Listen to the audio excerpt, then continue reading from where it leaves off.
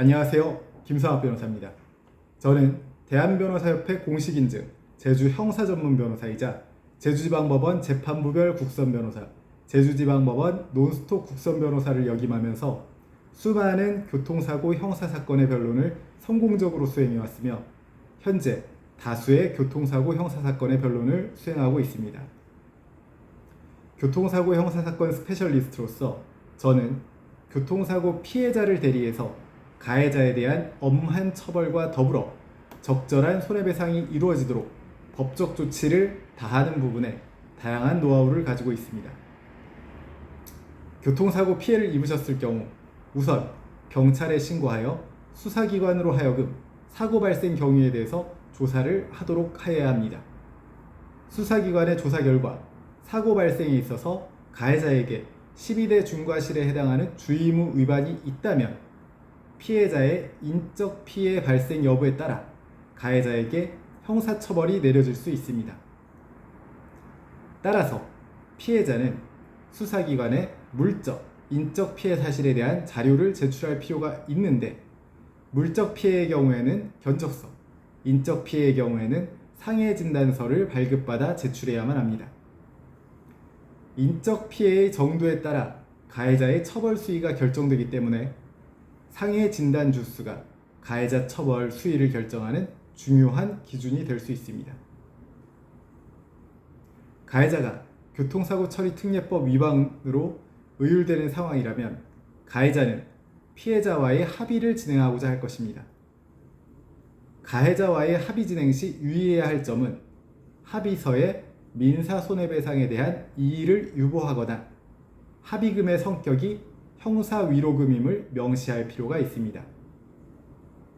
간혹 민형사상 합의를 진행한 후 후발 손해가 발생하는 경우가 있는데 이와 같은 경우 후발 손해에 대해서는 배상을 받지 못하게 되는 경우들이 많습니다.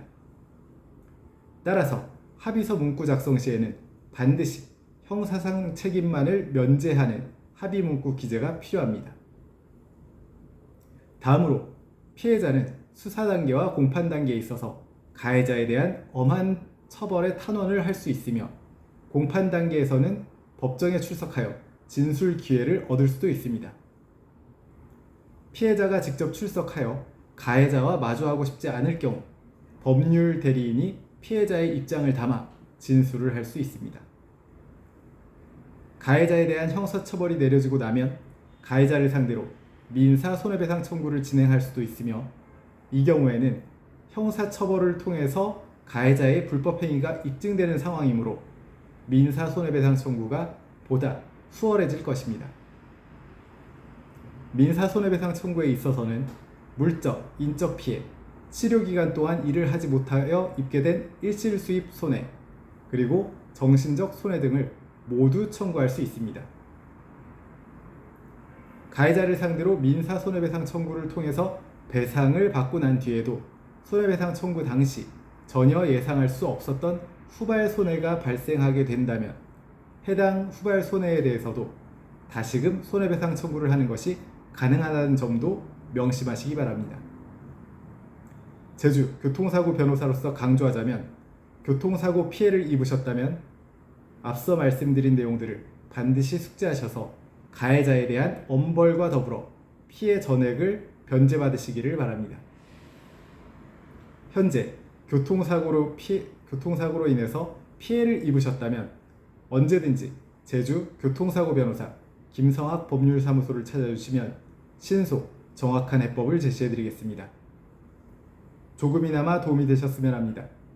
여러분의 권리를 지키고 언제나 신속하고 정확한 해법을 제시해드리는 김성학 변호사입니다.